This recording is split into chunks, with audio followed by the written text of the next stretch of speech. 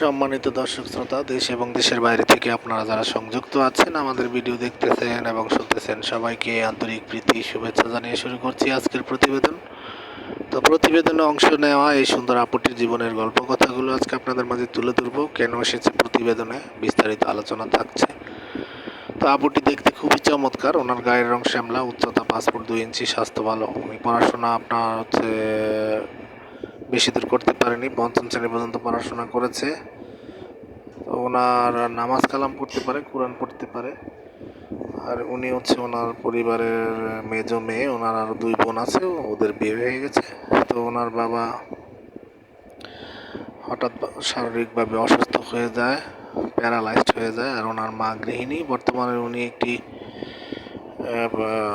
প্রাণা raffle প্রতিষ্ঠানে চাকরি করে। তো ওইখান থেকে প্যাকেজিংয়ে চাকরি করে আর কি। ওইখান থেকে যতটুকু স্যালারি পায় কোনো মতে তার সংসারটা চলে। তো দুঃখ কষ্টের মাঝে জীবনযাপন করছে। ওনার কোনো ভাই নেই। তো আর্থিক অসচ্ছলতার কারণে মূলত ওনার বর্তমান বয়স হয়ে গেছে আপনার 18+।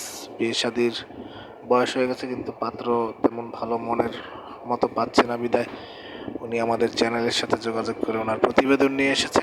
তো উনি চাচ্ছে যে ওনার সার্বিক অবস্থা জেনে শুনে একজন ভালো মানুষ তার দায়িত্ব নিক।